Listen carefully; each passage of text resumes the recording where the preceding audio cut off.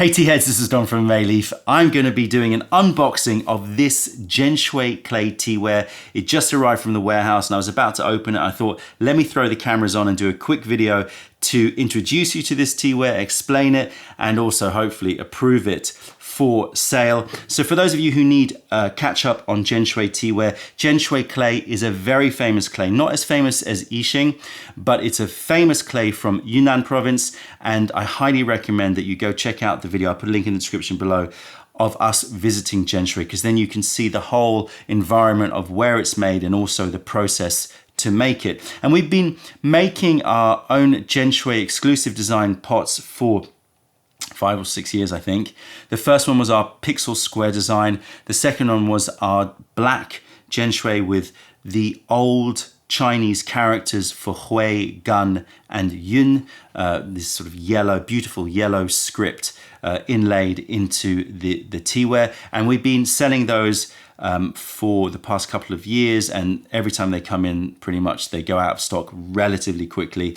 So we could keep making those, but we decided a couple of years ago that we wanted to refresh it, and always pushing for new ideas and new designs. And so for the past sort of year and a half, we've been working with our Jianshui potter to come up with the latest iteration of our Jianshui pots and cups. So we haven't done a gongdaobei for this set.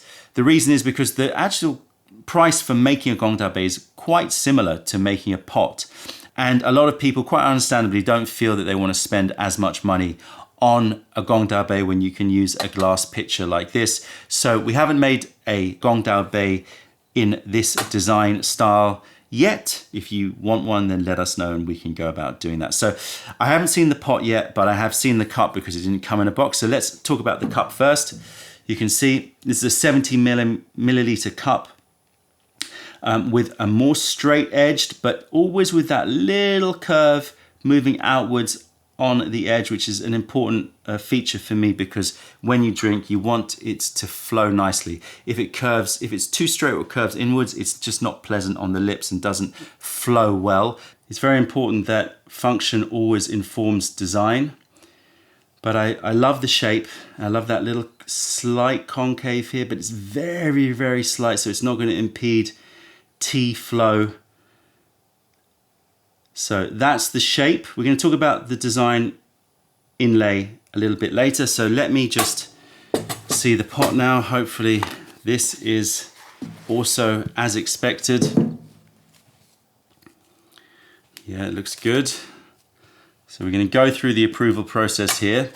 So let's take a look at the shape of this one here and put the cup next to it. You can see that we've gone for a different design. It's a taller design compared with the last Jianshui, which was flatter. So the shape has some importance in terms of function. So it's not just in terms of aesthetics. A taller pot is going to leave more room for tea to expand in all directions, and is suitable therefore for all tea shapes, like for example ball rolled oolongs you can brew in these shape pots. You can brew any tea in any pots, but it's about making sure that there's optimal space for the leaves to expand without necessarily too much space, because you want to have some level of constriction. There's a video about that. I'll put a link in the description below. Okay, so this is a tall shape compared with the last Jianshui pots that we made. I love that classical stroke utilitarian design. You can see it's got the Jianshui stylings. So Jianshui is always chunkier. It's always a bit more of that tactile feel of the weight. And you know, it's always the teaware that I would recommend if you're traveling, because it's very hard, much harder to break. Not to say you should try, of course. All right, let's talk about these inlaid designs. So as I said, these are inlays, so they're not painted on. You take the clay, you make the shape, you make the teapot, and once you've made the body, you then carve into the clay and you inlay it with colored clay, and then you fire it again. And so it's not painted on the clay. This is inlaid in, which is one of the amazing skills of traditional Jianshui teaware. And the characters themselves or the symbols themselves have a lot of meaning. So we, in the second iteration of our Jianshui designs, as I said, we took old characters for gan, hui, and yun, which are terminology that's related to tea. And we took old characters and we inlaid them into that black Jianshui clay. It's this bright yellow color, very, very pretty. And I wanted to take this idea of old script and develop it further, or research it further. And so I looked further back in time to try to find some of the oldest languages and oldest scripts or symbols in China, and we found these. These come from the Dongba language. The Dongba language is ancient. It's over nearly 2,000 years old. So the first artifacts that show the Dongba symbols are from 30 AD, so around 2,000 years ago.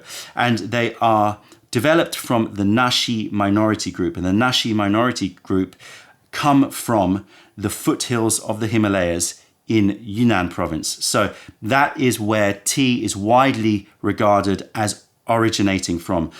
So you have the origins of tea, the tribes that would have been around at that particular place, and the language that they used 2,000 years ago, the Dongba language. This symbol here means tea, and this symbol here supposedly means divinity, especially divinity at home or in the home. So you can see they both share that cup motif, but one has got a leaf moving upwards and one has sort of an inverted, well, I like to think of it as a leaf, but I don't know if it was intended in that way. So this means tea, and I think it's pronounced lei, and this means divinity in home, and I think it's pronounced si or something like that. S-E-E would be the pinyin of it. But this is an ancient language.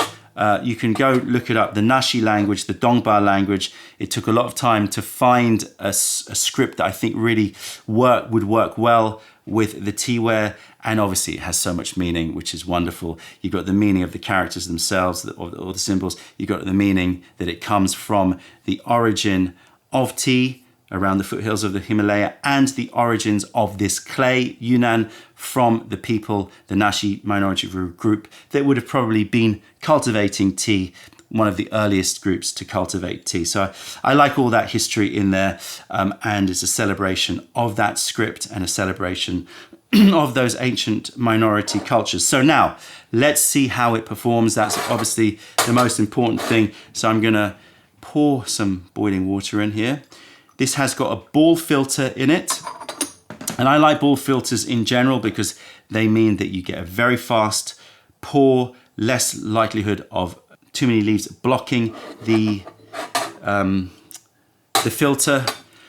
The criticism of ball filters usually comes from the fact that a lot of pots which use ball filters, the pottery studios that are making the pots will outsource the ball filters because it's a specialized process. So they'll go to another factory that makes lots of ball filters, and therefore the clay that's used to make those ball filters from another factory is not going to be the same as the clay used to make the teaware, and probably going to be a cheaper quality. And so the criticism is, well, you're taking all this beautiful clay and then you're pouring it through a filter of not so great clay. This is exactly the same clay. The ball filter is exactly the same clay as the pot and the cup itself. This is 150 ml, this is 70 ml to the rim. So the pour felt really good. Let's just look at it one more time. Very, very fast pour, you can see. That's what we love about Jianshui. Really, really, really fast pour. Okay, let's pour this away, or let's heat up this cup, 70 ml cup, and we're gonna put this Liu Bao Deep Heart into the pot. I'm not going to do a tasting. I just want to check that it's all going well. So what am I looking for? I'm looking for consistency of shape. I'm looking for the shape that, first of all, that I wanted. I'm looking for a nice line across here in general. Some designs are different, but generally we're looking for a nice clean line here. Obviously, I've gone through many shapes of the potter, so I selected this shape. So I like the gripability of that lid. The way that it splays out is really good. It means you're not going to drop the lid. I really want to have a very clean pour, and obviously you want to look around and make sure that, you know, it's being well made. Now, with all of these fully handmade pots, there's always going to be some small differences between them. Like, for example, the inlay is going to be slightly positioned differently because it's all being done by hand, cut with a knife, right? So it's always going to be different. It's not done by machine, and there's always going to be the potential of tiny little marks that are natural as part of the clay. So I hope that if you bless your collection with one of these pots, that you enjoy those and celebrate those variations rather than go, oh, is that a blemish? Because it really isn't. We do full quality control, and we will say, like, if there's a problem with the making of the pot, then we will not put it out. We will release it as B stock.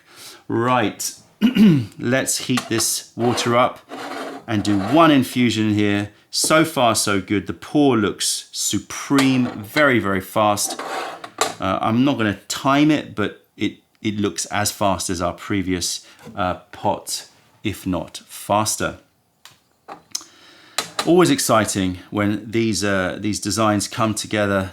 I went through a dictionary, Dongba dictionary, with so many of these symbols, trying to work out which is the best symbol. Obviously, there were some symbols which looked really cool, but then they didn't have adequate meaning. And then there were other symbols that had good meaning but didn't look so good. But the one for tea and the one for divinity at home, I think that it hits both targets.